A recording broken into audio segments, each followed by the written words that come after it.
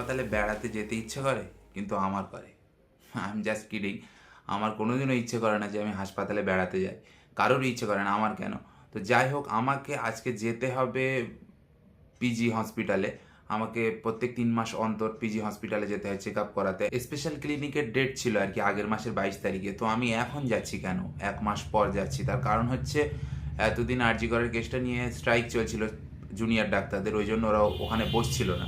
তো যাই হোক, ওরা বসছিল না, ওই জন্য ভালো চিকিৎসাও ওখানে চলছিল না। আমার একটা বন্ধু ওখানে কাজ করে, তো ওই হসপিটালে কাজ করে, ওর কাছ থেকে জানতে পেরেছি যে না, বসছে না, ফালতু এসে ফিরে যাবি তুই। তো তার জন্য আমি আগের মাসে যাইনি, তো ১ মাস পরে যাচ্ছি। আজকে দেখি ওরা ডেট দেবে না আমাকে চেক আপ করে দেবে, ওটাই। আর যদি চেক আপ না করে দেয়, জাস্ট ডেট দিয়ে বাড়ি পাঠিয়ে দেয়, তো উম, এতটা পথ যাওয়াই আমার বেকার হবে।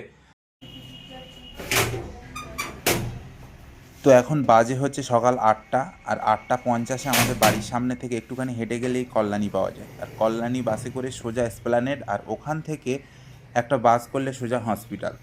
তো আমাদের বাড়ি থেকে হসপিটালে যাওয়ার ৩ রকম পদ্ধতি আছে। ফার্স্ট পদ্ধতি হলো ট্রেন, সেকেন্ড বাইক, থার্ড হচ্ছে বাস। আমি ট্রেনে যাই না, তার কারণ হচ্ছে ট্রেনে যেতে গেলে আমাদের বাড়ি থেকে সোজা ৬ কিলোমিটার তোমাকে প্রথমে বাইকে যেতে হবে, তারপর বাইকটা কোনো জায়গায় পার্ক করে তারপরে যেতে হবে, তারপরে ধরতে হবে ট্রেন। আর ট্রেনে করে সোজা দমদমে নেমে ওখান থেকে আবার একটা মেট্রো, আর মেট্রো থেকে একটুখানি হেঁটে গেলেই হসপিটাল। তো ব্যাপারটা আমার খুব একটা সুবিধার মনে হয় না, ওই জন্য ট্রেন পদ্ধতি আমি ট্রেনে কোনোদিনও যাই না। আর বাইকে যদি যাই তাহলে ৫০০ টাকা তেল আমার পুড়বে ডিউক 390-তে। তো আমি ৫০০ টাকা খরচা করতে চাই না ফালতু ফালতু হসপিটালে যাওয়ার জন্য। That's why I pick the third one. তারপর অপেক্ষা করতে করতে দেখলাম সামনেই বাস, আর বাসে উঠে দেখি একটাও সিট নেই, আর প্রচণ্ড ভিড়। আমি ভাবলাম এখানে কি UK07-এর মিট আপ হচ্ছে যে এত ভিড়। তারপরে আমি আস্তে করে এক জায়গায় দাঁড়িয়ে গেলাম, আর ভাবলাম এত লোকের কথা শোনার চেয়ে অরিজিৎ সিংয়ের কথা শোনাই ভালো। তাই হালকা করে হেডফোনটা পকেট থেকে বার করে গান শুনতে শুনতে মধ্যমগ্রাম পর্যন্ত যাওয়ার পর দেখলাম একটা লোক সিট ছেড়েছে, লাস্ট রোয়ের একদম কোনার সিট। তাই সিটের লোভে তাড়াতাড়ি ওখানে গিয়ে হাঁসফাঁস করে বসে পড়লাম, যাতে করে অন্য কেউ সিটটা দখল করে না নেয়। আর ৯টার পর কলকাতায় এত জ্যাম ধারণার বাইরে, তার উপরে সেদিন ছিল সোমবার। তাই আমি ভাবছিলাম বোধহয় আরও সকালে বার হলে আমার ভালো হতো।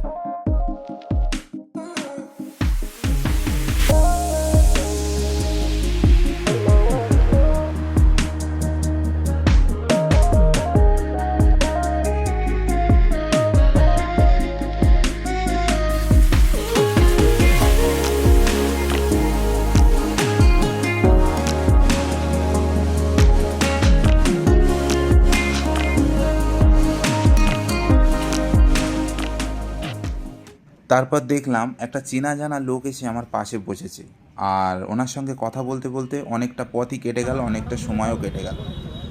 তো তারপর দেখলাম লোকটা না ঘুমিয়ে পড়লো। আমি আর ডিস্টার্ব করলাম না, হয়তো টায়ার্ড ছিল ওই জন্য। কিছুক্ষণ পর আমি পৌঁছে গেলাম ধর্মতলায়। প্রায় বাড়ি থেকে যেতে ২ ঘন্টা ২.৫ ঘন্টা সময় লেগে গেল, কারণ এতটাই জ্যাম ছিল।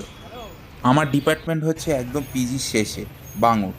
তো ওখানে যেতে গেলে ২ রকম বাস যাবে, নাহলে তোমাকে এমন জায়গায় নামাবে তুমি হেঁটে হেঁটে পাগল হয়ে যাবে। তো ২৩০, ২৬০ এই ২ রকম বাসই একদম বাঙুরের গেট পর্যন্ত যায়। আর বাস থেকে নেমে কিছুটা হেঁটে গিয়েই দেখি দেওয়ালে লেখা আছে,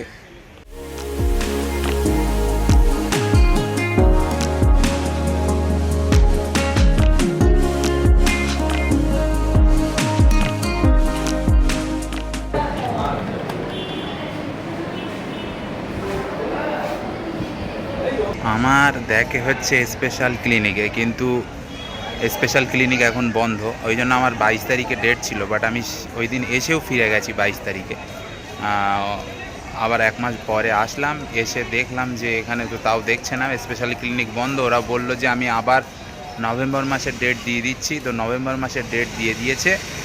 আর এখন ওরা বলছে যে তুমি চাইলে নিচে থেকে একবার আউটডোর থেকে দেখিয়ে নিতে পারো। তো আউটডোরে দেখানোর জন্য এখানে আমি বসে আছি, বাট এখানে ৪.৫ কোটি লোকের ভিড়, মানে এত ভিড় ধারণার বাইরে।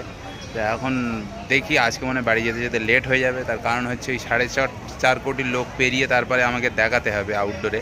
আর আমি না দেখালে অসুবিধা নেই, আমার ইঞ্জেকশানের ডেট নিতে হবে নভেম্বর মাসে, ডিসেম্বরে ইঞ্জেকশান। তো অতটাও অসুবিধা নেই। তাও আমি এসেছি যতক্ষণ, আমি ভাবছি যে ফালতু ফিরে যাবো, ওই জন্য একবার দেখিয়েই যাই, ওদের কাছ থেকে কনফার্মেশন নিয়ে যাই যে স্পেশাল ক্লিনিক আবার কবে। স্পেশাল ক্লিনিকে মানে আমার ওখানে দেখে, নিচে আউটডোরে দেখে না।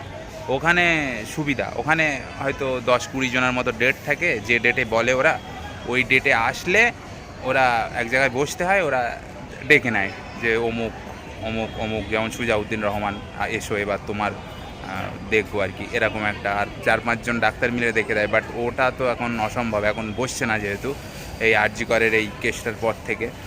তো এখন এই আউটডোরে দেখাতে হবে কষ্ট করে। তো আউটডোরে দেখিয়ে তারপরে আবার বাড়ির দিকে যাওয়া।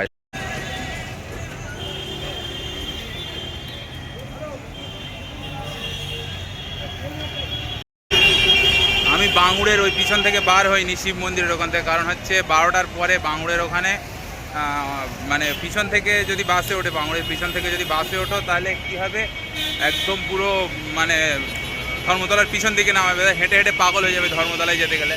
ওই জন্য আমি পিজির মেন গেট থেকে বার হয়েছি, পিজির মেন গেট থেকে বার হয়ে এই এক সাইডের এখানে এসছি। তো এখান থেকে বাস ধরলে কী হয়, এসপ্ল্যানেডের পরে স্টপেজ কেসি দাস, আর কেসি দাসের ওখানে থেকে কল্যাণী পাওয়া যায় পুরো আমাদের বাড়ির সামনে। আর যদি অন্য বাস ধরি তাহলে কী হবে, বারাসাতে নামতে হবে, ওখান থেকে আবার একটা বাস করতে হবে। তো অত কষ্ট, এমনিতেই কষ্ট হয়ে গেছে। আর বাই দ্য ওয়ে, অতটা লাইন আমার দাঁড়াতে হয়নি। তার কারণ হচ্ছে যে আমি একজনকে ফোন করেছিলাম, ও বললো যে তুই বল, আমার স্পেশাল ক্লিনিক থেকে পাঠিয়েছে, তো তোর ঢুকে যা, অসুবিধা নেই। তো ওখানকার স্টাফরা ভালো ছিল, আমাকে ঢুকিয়ে নিয়েছে যে ঠিক আছে তুই চলে যা উপরে, তোকে এতটা লাইনে দাঁড়াতে হবে না। ওই জন্য আমি তাড়াতাড়ি হয়ে গেছে। এখন 2টো মতো বাজে, বাড়ি যেতে যেতে প্রায় 2-3 ঘন্টা লেগে যাবে, কারণ এখন যা জ্যাম কলকাতায়।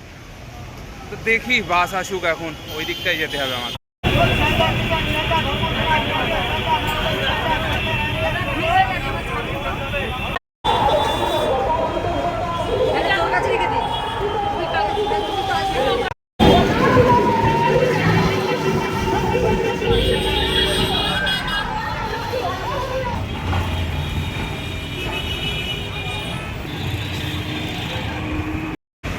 এই জায়গাটার নাম কেসি দাস, তার কারণ হচ্ছে পিছনে যে মিষ্টির দোকানটা দেখালাম, ওটা কেসি দাসের মিষ্টির দোকান। তো ওই জন্য জায়গাটার নাম কেসি দাস, অনেক দিন থেকেই হয়ে আসছে বলে। এখন সামনে কল্যাণী আছে, আমাকে আর অপেক্ষা করতে হবে না, গিয়ে সিটটা নিয়ে একটু নিচে এসে চা খাই।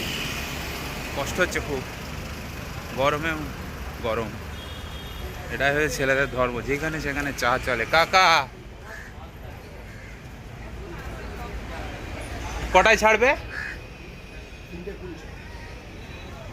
তো 3:20 সময়।